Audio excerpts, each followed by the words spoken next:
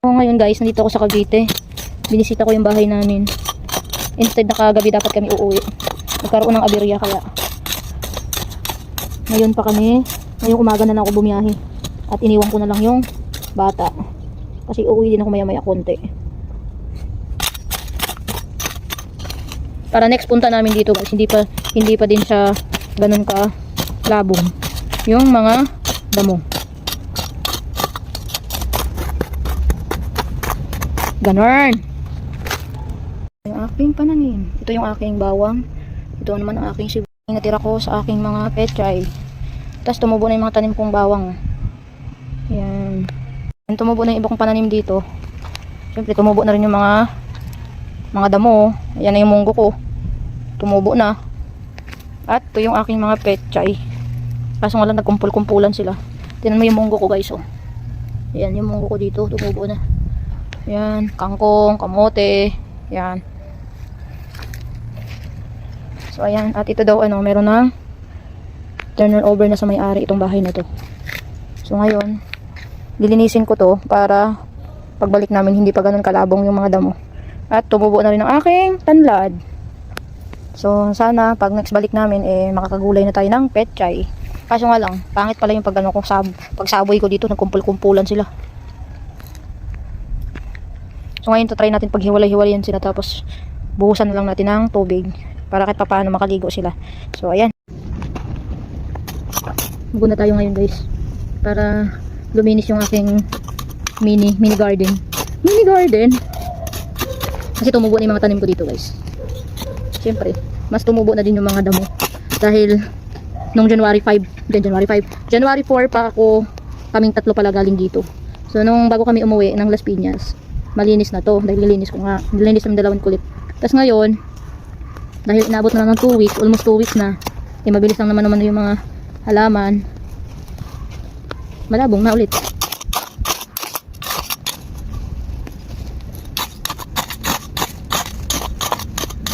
Hindi tumubo yung pananim ko dun sa cup.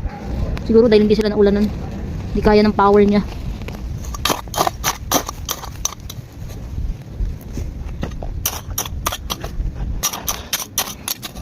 Hindi kasi ito pure lupa dahil maraming may halong buhangin.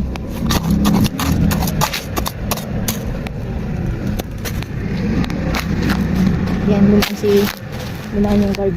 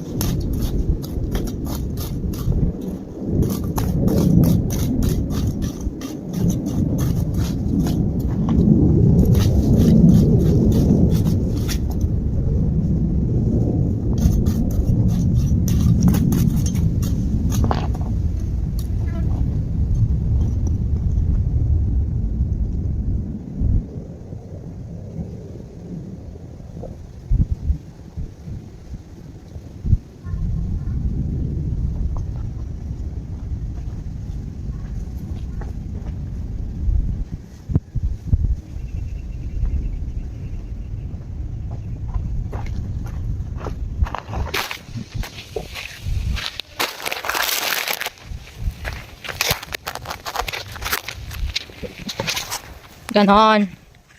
So yun na nga, tapos na nga ako maglinis ng aking mga pananim. Ayan, ito gamit tong aking mahiwagang kutsilyo. So ayan. Grabe day, ang init. So yan, tapos na ako tanggal ng mga halaman na ano. Ayan o.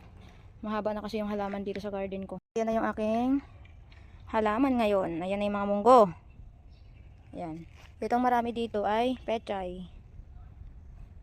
Ayan, kangkong at saka kamote. Meron na tayong tanlad. Ayan.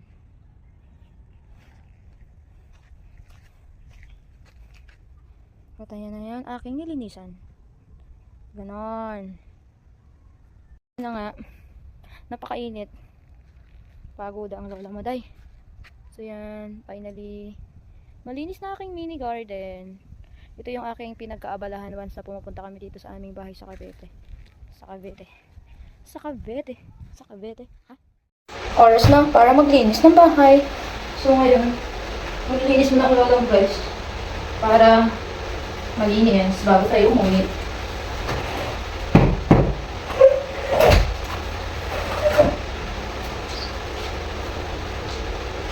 Ay, maraming alabo.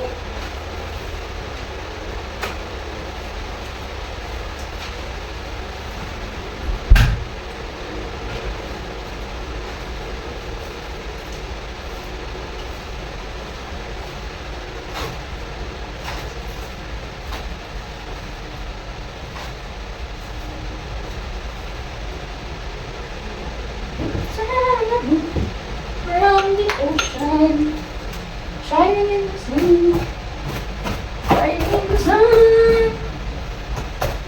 Marami nang nalikabo. Kasi 10 days na walang tao dito.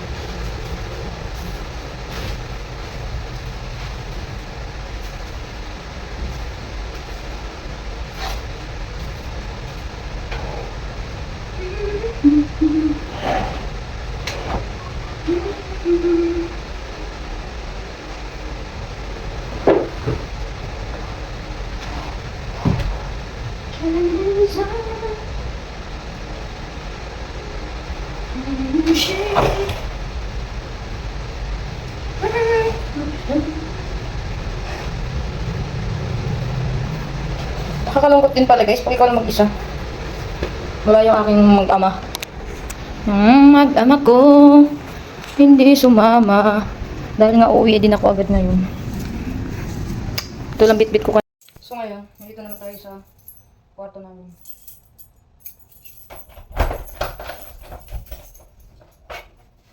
Ayan. At dito tayo sa kabila.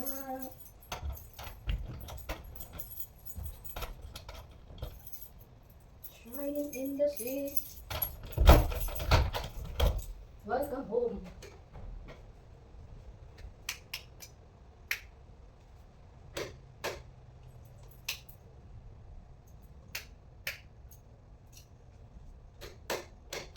Yan. So ayan, nandito tayo sa loob ng aming pamamahay. At maglinis tayo ng konti. Ayan na yung mga gamit namin guys na naayos naman ng very light. So as you can see, ito na yung aming kwarto. Ayan ang aming kwarto. Hindi ko pa nadinisan yung ceiling, pupunasan kasi hindi ko siya abot. At hindi pa kami nakabili ng ladder. So ngayon dito naman.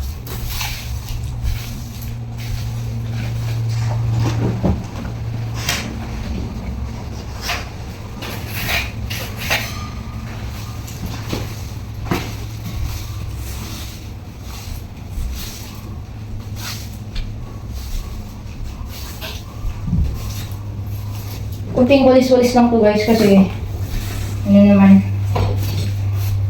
malinis naman tong bahay. Kunting walis-walis lang yan kasi malinis naman tong aming bahay. Dahil every time na pupunta kami dito, nililinis namin. Ayan.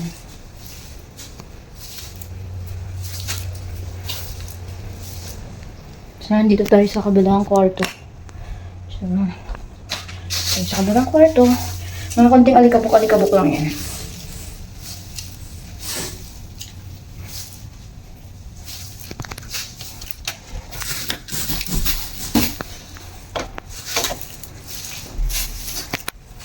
Nakapaglagay na pala ako ng kurtina dyan. Kasi, para hindi na pumapasok yung araw dito sa... Hindi na pumapasok yung araw sa loob ng bahay. Kasi pag sobrang pag nandito kami, ang aga namin nagigising kasi nung wala pa kaming kurtina, ang liwanag guys. Yung liwanag sumapasok sa loob ng kwarto. Kaya mahirap. Kaya pinalagyan ko na nung magkabit ng cabinet namin. Pinalagyan ko na ng pinabari na ko na yung lagayan ng kurtina. Para kahit papaano hindi na mahirapan. Hindi ba may isturbo yung tulog ko. So yan yung ito yung pinaka-hallway namin.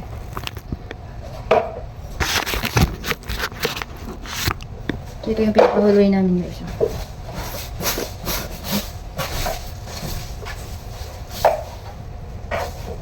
Nag-message na si Mar, pinapauwi na ako. Chill ka lang. Dahil maya konti, uwi na ako. Siyempre bago tayo umuwi, maligo na muna ako dito. Kasi nga wala pa akong ligo. Dahil ang aga ko nga umalis. So hindi na ako naligo. Ngayon maliligo muna ako bago umuwi. Dahil meron naman tayong mga anik-anik dito. Sobra naman ako dito. Ipaanti naman ako. Ay di tuloy ang plano. Ganon. So, yun. Pero bago ang lahat, siguro ilalako na muna itong pintura na.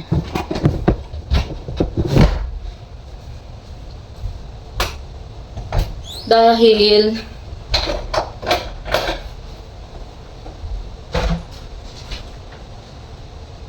check muna natin ang lahat ng mga yan.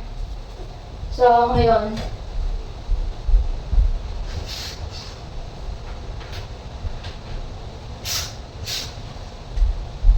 para mamaya pagkatapos kumain ay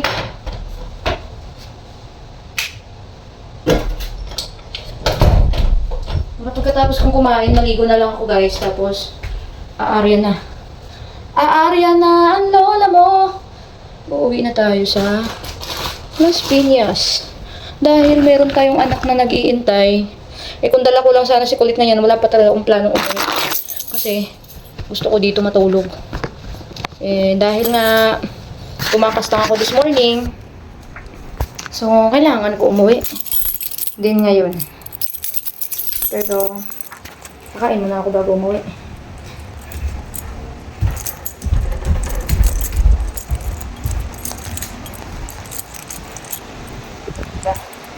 Shoutout sa kalendar ni Marjan. Diba? Napakadami niyang kalendaryo. Gusto ko nang itapon.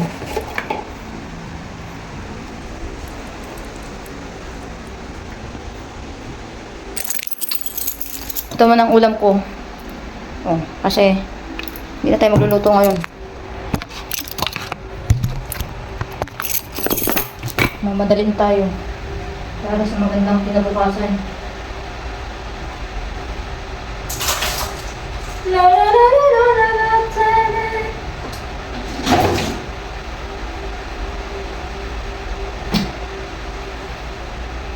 So, yun guys, samahan nyo lang ako kumain. Para masaya.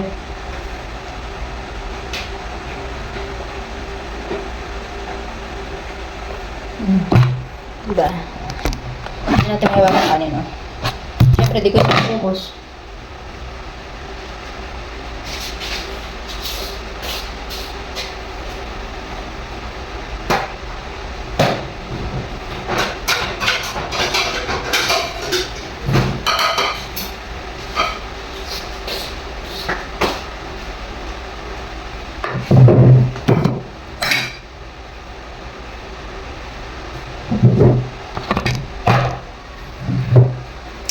Kain tayo guys, kain tayo guys. Gugutom na yung ano ko. Gugutom na yung tiyan ko. Wala nang luto-luto yan.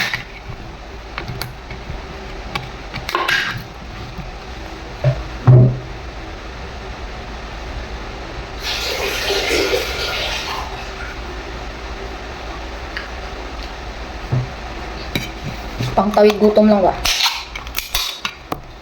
Pangtawid gutom. So, yun guys, kakain lang ako. Tapos na ako mag-check sa bahay namin. And now, pauwi na ako. Na instead na dito kami matutulog, ayan, tagal gumising ni Kulit, hindi siya nakasama. Ayan tuloy, uwi tuloy ako ngayon. Ano ba itong lintik na bara na to? Ano bang problema mo? So, yun. Pauwi na si Inay. Dahil tapos na ako mag-inspection sa bahay namin. Naglinis ng konting linis lang, konting alikabok lang, gano'n. So, ay nako, nakapagod. Wala talaga akong planong umuwi ngayon. Gusto kong doon matulog. Gusto ko ng tahimik na buhay. Tahimik na buhay. So, yan mo na, ganun talagang buhay. May mga bagay talagang hindi mo inaasahan. So, yun. Kailangan lang natin tanggapin ang katotohanan. So, yun. Maglalakad ako papunta dun sa highway. Para, ayan. Update pala guys. Yan na yung ano ng kuryente. Permanent. Naway magkaroon asap ng permanent kuryente dito. Kasi nakakagigil talaga eh. Nagigigil yung laman loob ko. Yung wala na nga silang bill na dumating, tapos disconnection agad, hinayupak, di ba? Ayan, I hope magkaroon agad ng kuryente para sa katahimikan ng aming butchi, katahimikan ng butchi ng mga may-ari, kasi nakaka-stress. May mga submitter kasi yung mga rep nila nagkasira na, yung mga TV ng mga kapitbahay namin dito, ayun, nasisira dahil hindi nga kinaya ng submitter.